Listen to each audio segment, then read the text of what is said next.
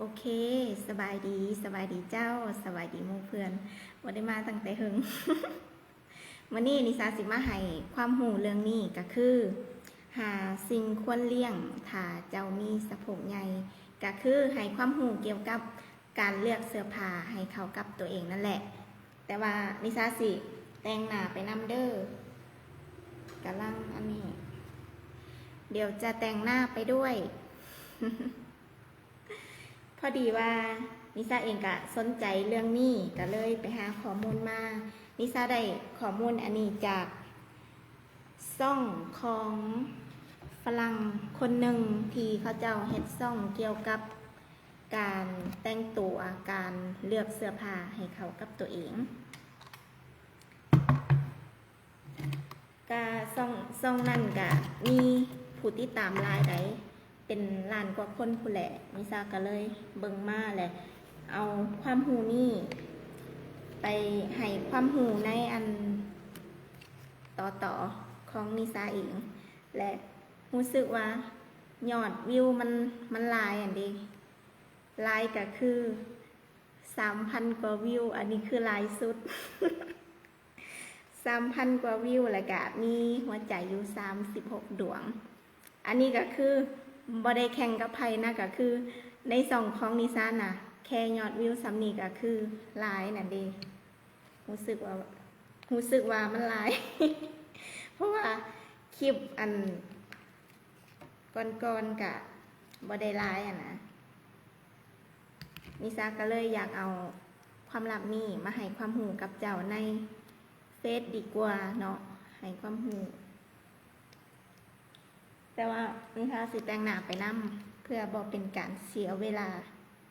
โอเค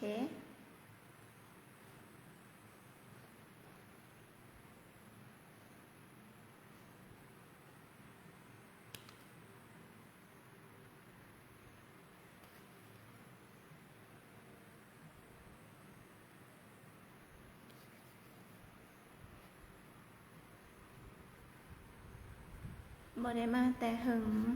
สบายดีเจ้าไผเข้ามาเบิงพิมพ์ทักทายได้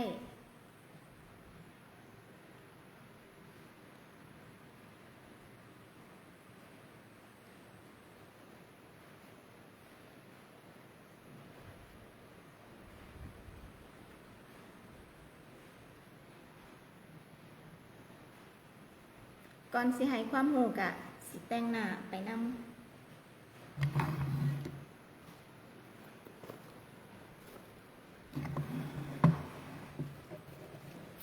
มื้อนี้กะบ่ได้ขายกาแฟเย็นบ่ได้ขายน้ำปั่นขายแต่ขนม เปิดร้านอยู่แต่ว่าบ่ได้ขายพวกกาแฟเย็น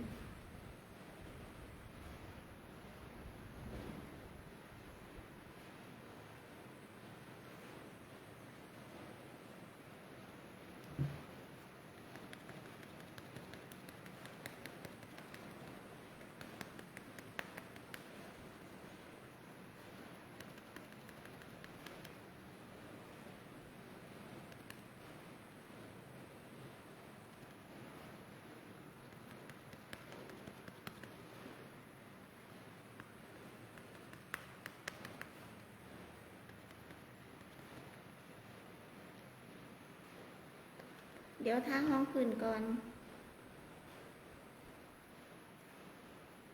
กะหาสิ่งควรเลี่ยงถ้าเจ้ามีสะโพกใหญ่ข้อที่1ก็คือห้ามใส่ส่งซีออนห้ามใส่ส่งซีออนเพราะว่ามันสิเน้นให้สะโพกของเฮาน่ะใหญ่ขึ้นไปอีกซีออนห้ามใส่เลยแล้วใส่สีใดสีที่แนะนำก็คือสีเข้มเลยเพราะว่ามันสิทางระหว่างสะโพกของเฮามันสิพ พรางได้มันสีอำพรางได้สร้างภาพลวงตาได้ว่าง่ายๆสีที่ควรใส่ก็คือสีเข้ม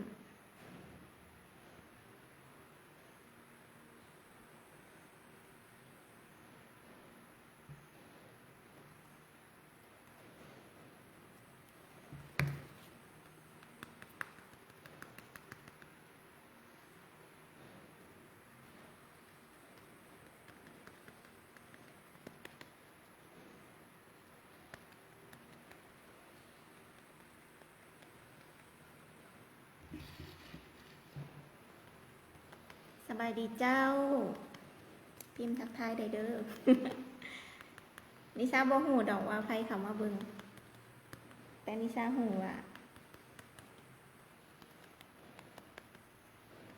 นิชาให้เคล็ดลับข้อที่ 1ไปแล้ว หาสิ่งที่ควรเลี่ยง ถ้าเจ้ามีสะโพกใหญ่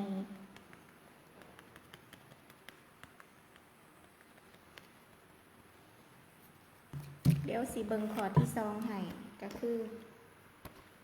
เขียนใส่ปุ่มสิ่งนี้นะสำคัญนะเพราะว่ามันสิสร้างความมั่นใจให้เจ้าได้แบบเพิ่มเสน่ห์อยู่ใส่นอกบัดนี้เดี๋ยวหาก่อนเด้อนี่เขียนไว้แต่ว่าข้อที่ 1ก็คือห้ามใส่ส่งสีอ่อนต้องใส่สีเข้มเท่านั้นและ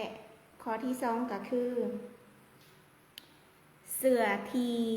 ยาวถึงสะโพกของเฮาน่ะห้ามใส่เพราะว่ามันสิเฮ็ดให้ส่วงสะโพกของเฮาน่ะเบิ่งใหญ่ขึ้นไปอีกเนาะมันก็มีได้แบบเสื้อแขนยาวก็มีแบบว่าความยาวที่ถึงระหว่างสะโพกหรือว่าเว้าแบบภาษาบ้านเฮาเลยกะระหว่างก้นนั่นแหละอันนี้นะห้ามใส่ทาสีใส่กะเน้นเป็นเสื้อสั้นเลยแบบเพียงแอวเสื้อสั้นแบบเพียงแอวหรือว่าทาสียาวกะให้ยาวกายสะโพกลงไปมันก็มีได้เสื้อที่ยาวกายสะโพกลงไปอันเนี้ยเจ้าไปเบิ่งหาซื้อได้อันนี้คือข้อที่ 2แล้วก็ข้อที่ 3ก็คือส่งที่เฮาใส่น่ะห้ามเป็นส่งลายหรือว่าลายก็ได้แบบมันสิมีลายแบบหนึ่งที่ซอยให้เฮาน่ะดูดีแต่ว่ามันสิมีอีกลายแบบหนึ่งที่เฮ็ดให้เฮาบ่ดูดีแล้วก็เพิ่มความใหญ่ของสะโพกของเฮาอีกเนาะมี2แบบลายที่บ่แนะนำก็คือลายดอก ลายดอกเลยเนาะ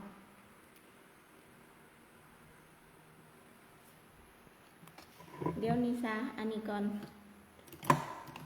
หูสึกว่าห้องพื้นมันอันไหนเคลียร์ก่อน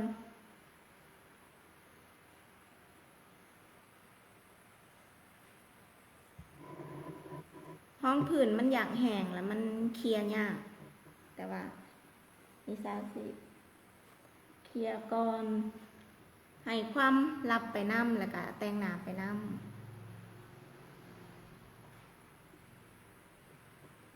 เพราะว่าถ้าแต่งหน้าแล้วก็สิไปเห็นแนวอื่นแล้ว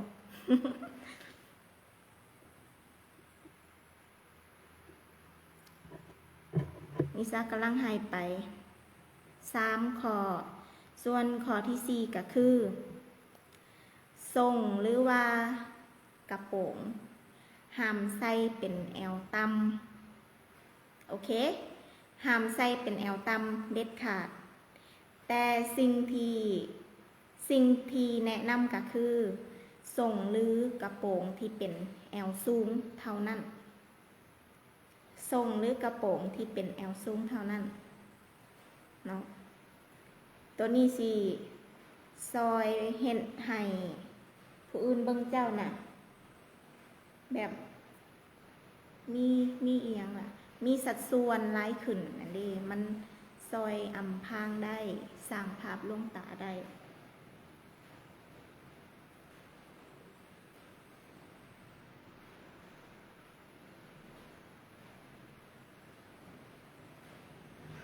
และข้อที่ห้า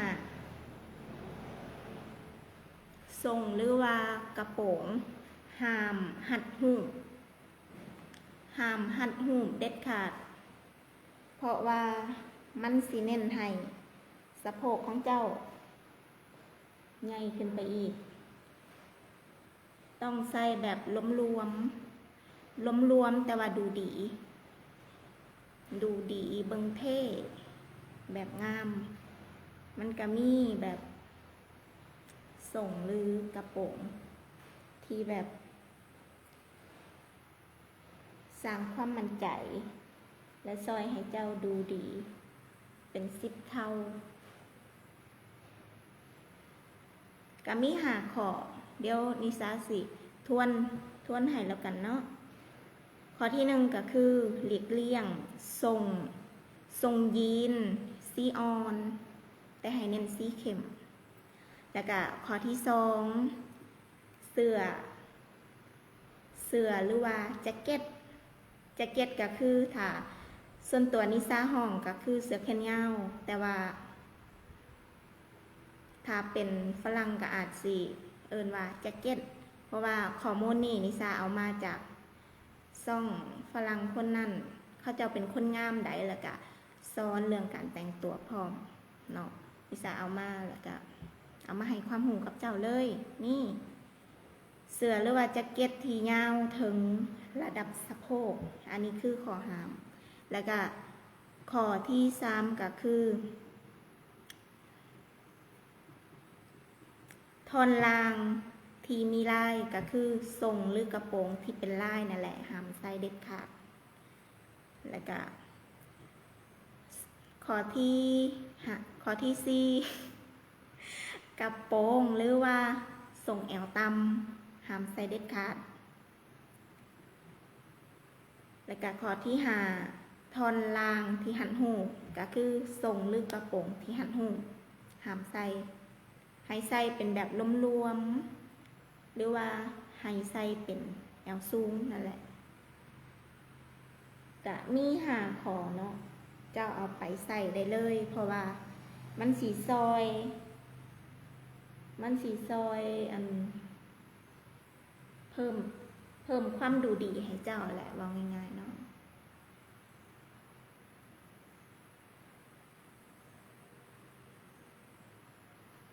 โอเคมีอยู่5 ข้อบัดนี้ก็สิแต่งหน้า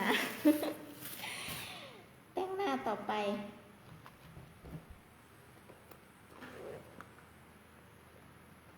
แต่ละมื้อก็แต่งหน้าทุกมื้อได้แต่ว่าบางมื้อก็บ่ได้ไล่เนาะบางมื้อก็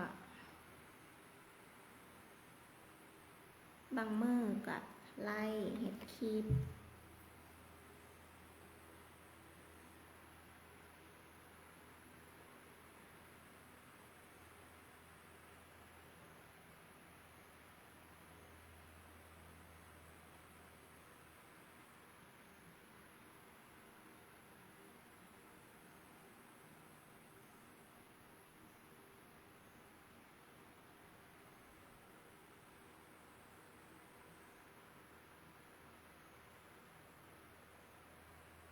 เดี๋ยวสิเอาไลน์นี้ไปตัดเป็นคลิปแล้วก็สิใส่หูปให้เจ้าเบิ่ง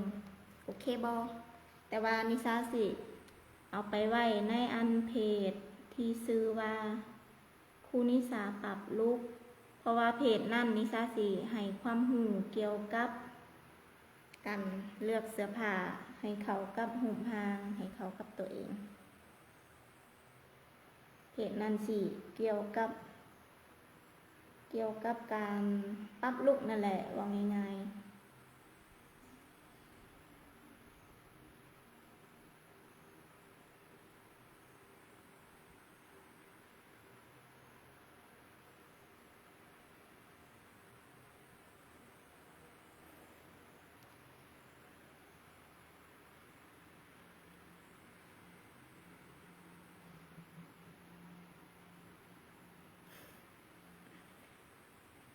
ต้องเบิ่งในกล่องนำ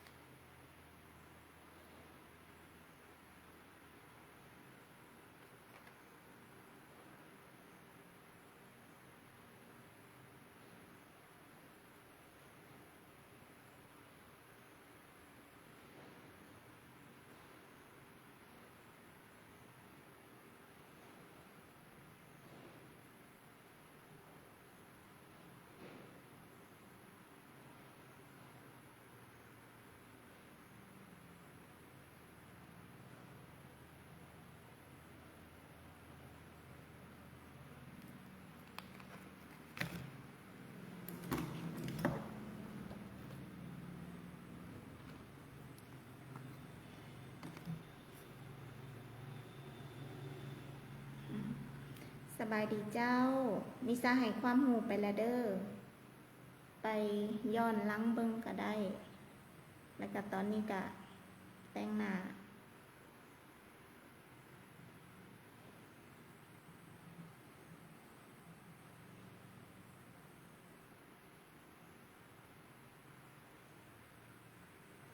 หรือถ้าอยากรู้ยังเกี่ยวกับการเลือกเสื้อผ้าก็คอมเมนต์ได้ เดี๋ยวนิสาสิไปหาข้อมูลมาให้ เพราะว่าถ้าเฮาใส่สุดที่บ่เข้ากับตัวเองมันก็บ่ได้ช่วยให้เฮาดูดี แล้วก็บ่ได้ช่วยให้เฮาแบบมีความมั่นใจในตัวเองนั่นเด้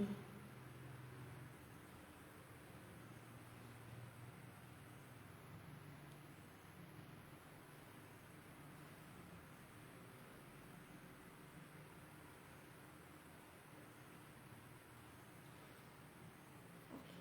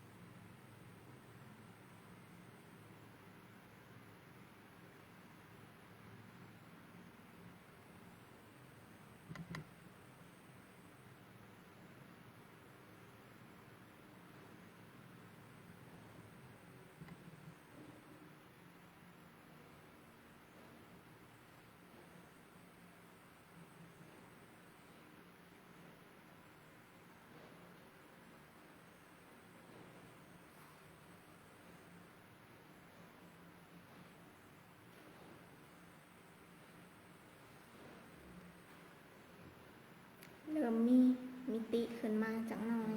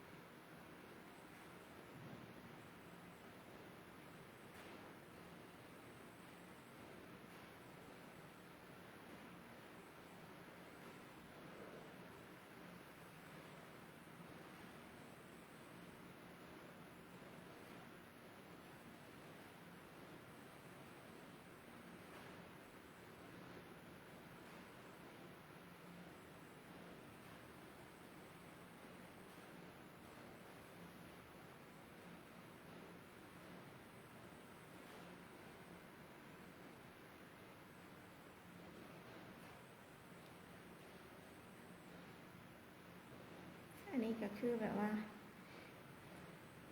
แล้วแต่อยากแต้มไปมักแบบได้ก็แต้มไปแบบนั้น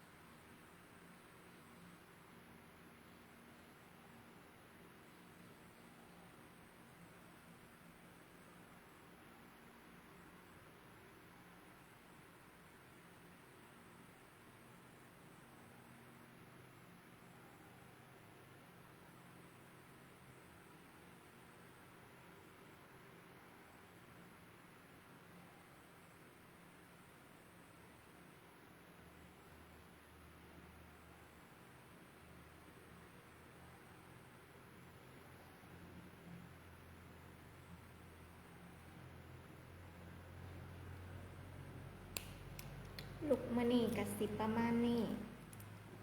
แต่ว่ายังบ่ทันได้แล้วยังคิ้ว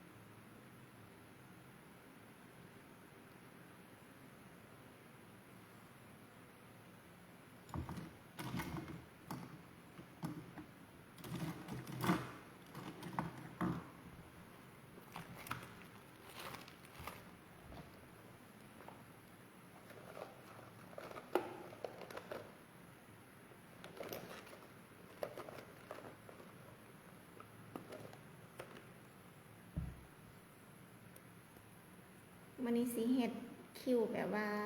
บ่เข้มปานใดเพราะว่านิสาเป็นคนที่สีคิ้วเข้มอยู่แล้วอันนี้มื้อนี้สิแปลงร่างเฮ็ดแบบอ่อนๆจักหน่อย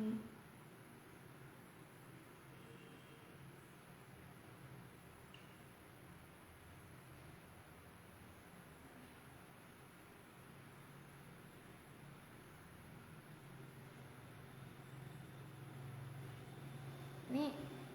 อ่อนบ่ใช้ได้บ่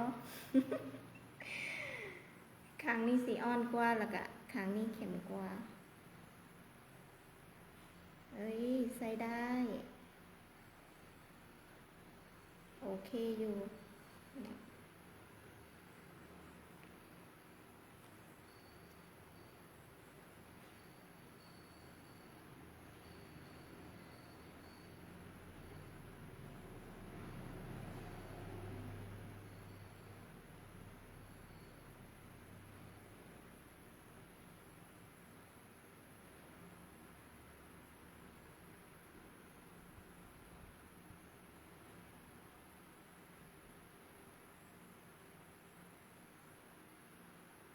นี่สีอ่อนเลยแล้วก็เวลาเฮาเขียนคิ้วแต้มคิ้วมันก็บ่เข้มปานใด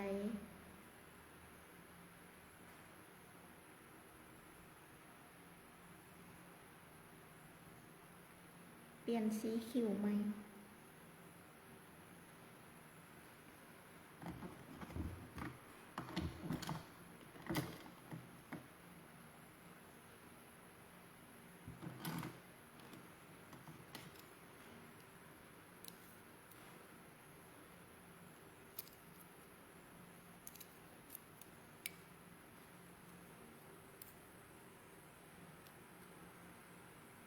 เดี๋ยวเฮ็ดให้อันนี้มันแหลมซอแต้มคิ้วมันแหลมก่อน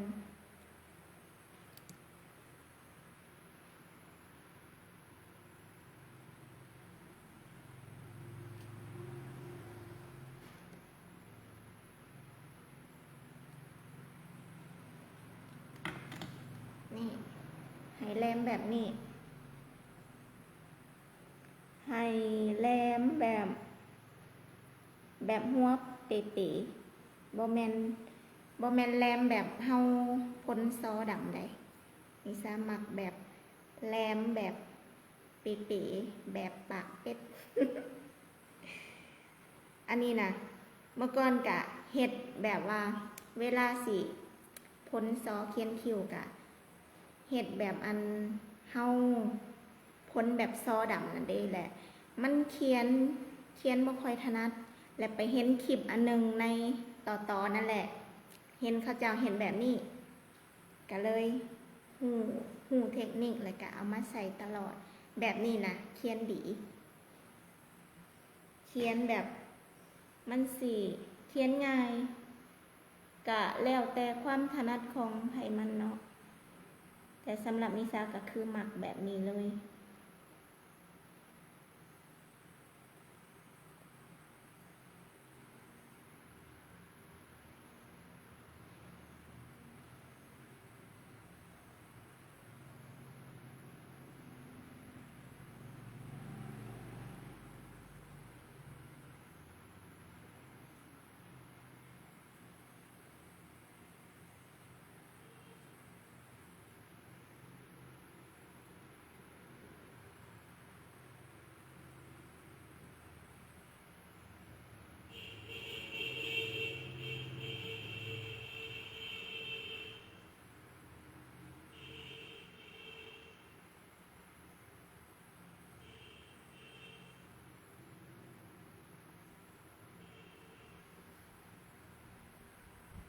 สูงไปบ่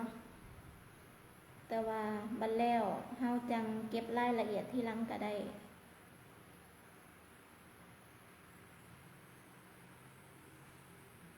เขียนโครงก่อน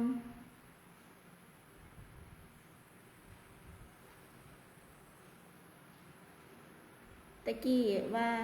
อยากซักคิ้วอยู่ไดแต่ว่านิสาได้เทคนิคการเขียนคิ้วแบบง่ายมากก็เลยเปลี่ยนใจแหละบ่ซักแล้วเพราะว่าคิ้วของเฮานี่นะถ้าเฮาเขียนทรงแบบหนึ่งมันสิเห็นให้หน้าของเฮาหวานแล้วก็ลุคของเฮาในการแต่งตัวก็เป็นอีกแบบหนึ่ง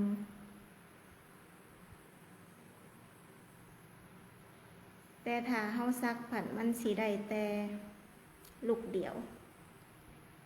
นิสาผัดบ่ค่อยมักแบบจำกัดอันนี้บางมือมันเท่ากับเบื่ออันนี้เบื่อแล้วก็เห็นแบบใหม่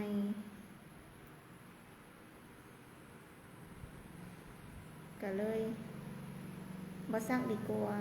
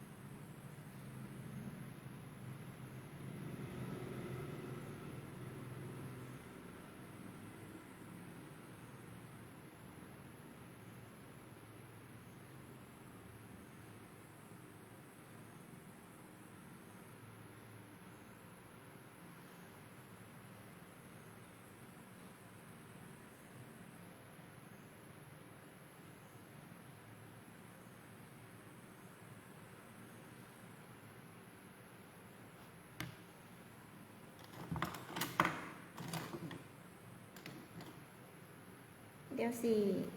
ใส่เป็นนิสาสิใส่เป็นสีฝุ่นเขียนโครงแล้วก็ใส่เป็นสีฝุ่นเดี๋ยวค่อยมาเก็บรายละเอียดตอนท้ายเติมให้มันเต็มก่อน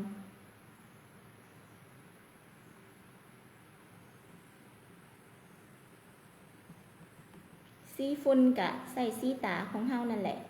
เอามาทาเลยบ่เป็นหยังสี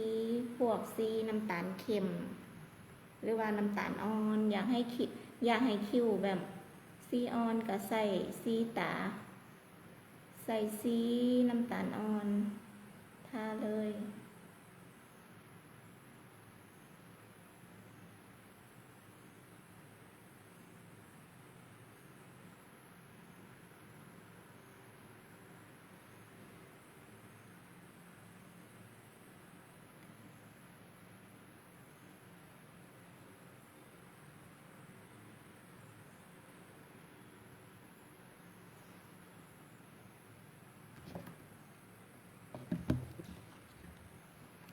ปินหน้ามาทางพี่ก่อน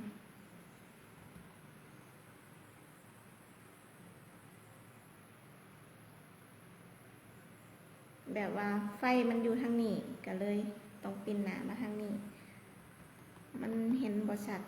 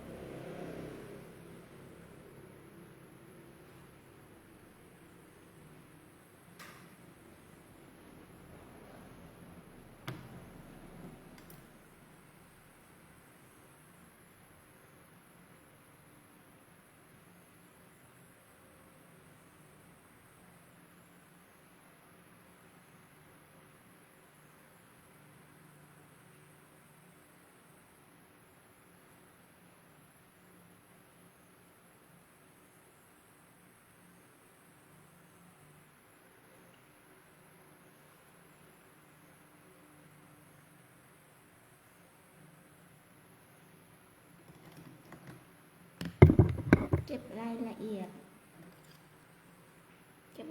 แล้วก็เรียบร้อย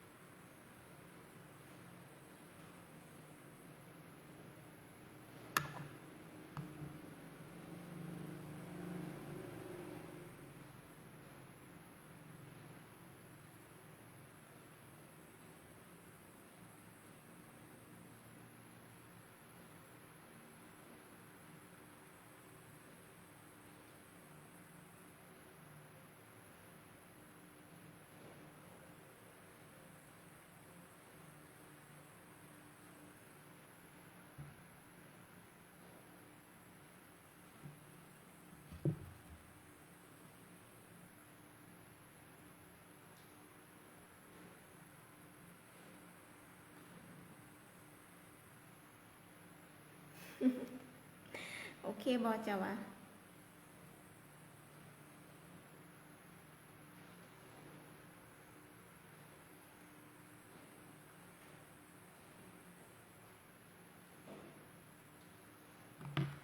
ต้องเติมค้างนี้อีก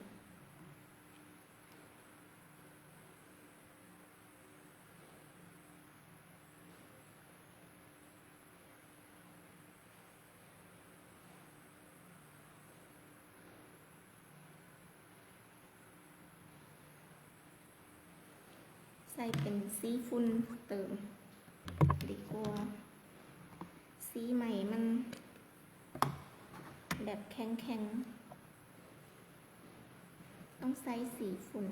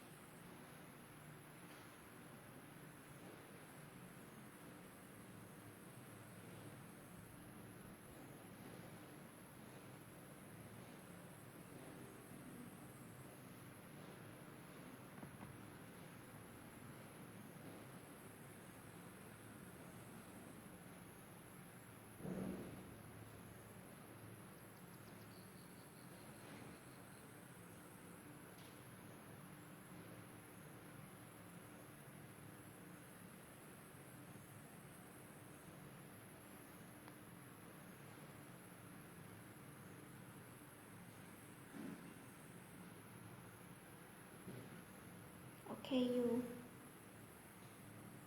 เดี๋ยวเบิ่งไกลๆบ่เห็นอยากกงปานใด ต้องเติมแล้วเติมอีกบ่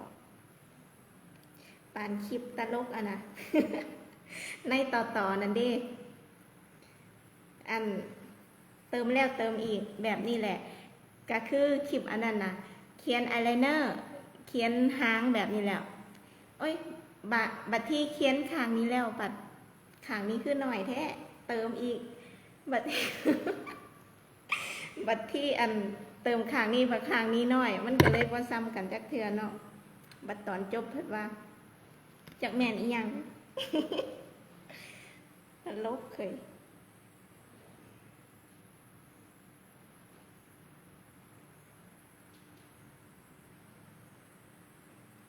อันนี้ก็คือกันนั่นแหละบ่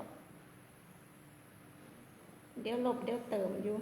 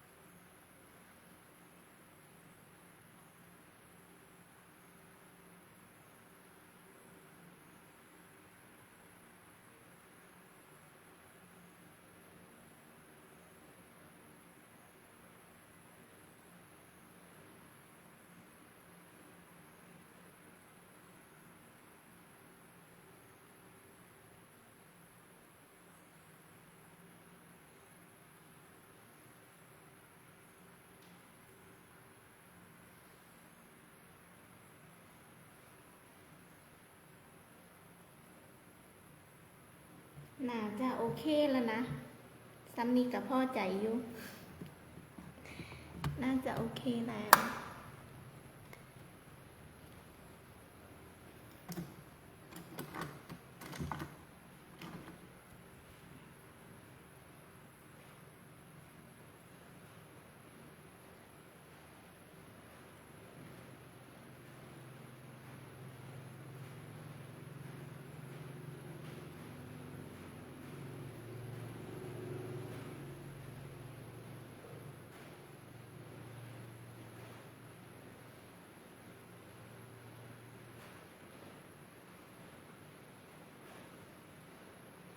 นี่เห็นหม่องสิเติมอีกแล้ว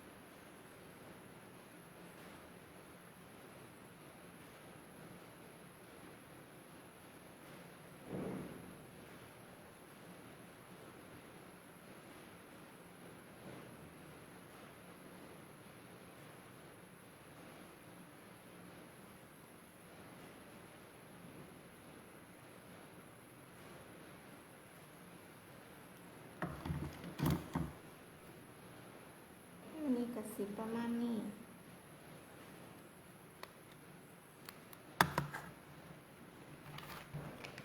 ทาลิปก่อน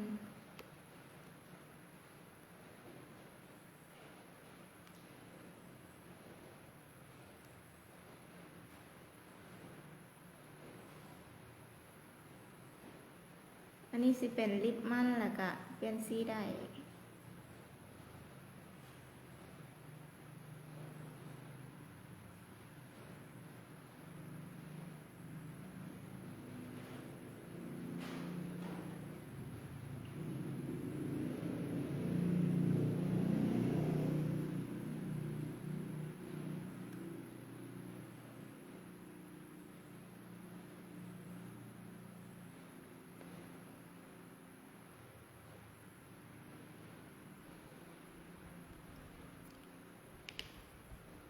โอเค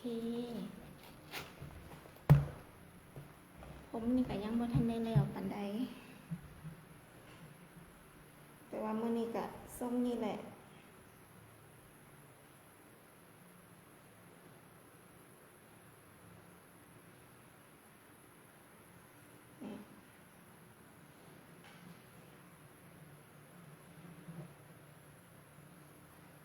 หรือว่าสิเฮ็ดปล่อยวานดีเอาปล่อยวานลง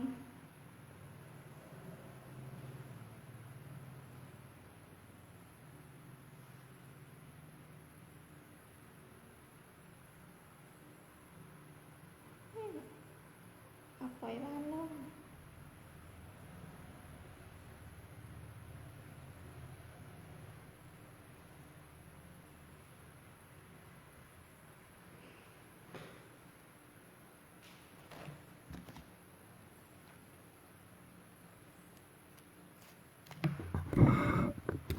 นี้ก็สิประมาณนี้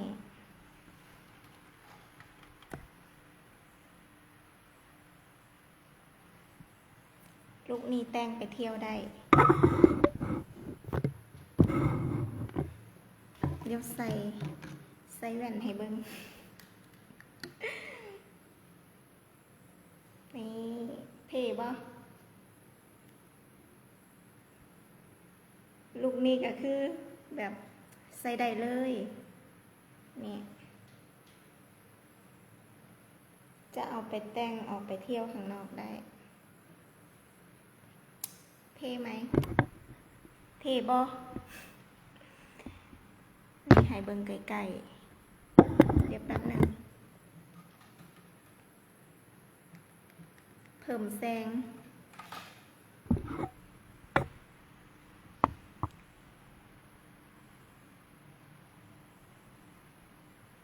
มื้อนี้ให้จักคะแนน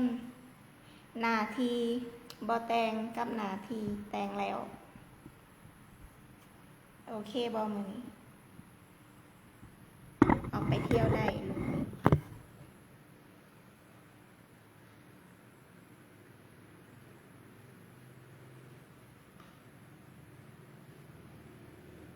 โอเคทรงผมนี่มื้อนี้ก็มีเท่านี้ถ้าอยากรู้เรื่องการเลือกเสื้อผ้าให้เขากับตัวเองก็ติดตามคลิปต่อไปนิสาสิให้ความรู้เกี่ยวกับเรื่องนี้เรื่อยๆเพราะว่าตัวเองก็สนใจนำสนใจเพราะว่ามันเป็นสิ่งที่สำคัญที่สุดบาย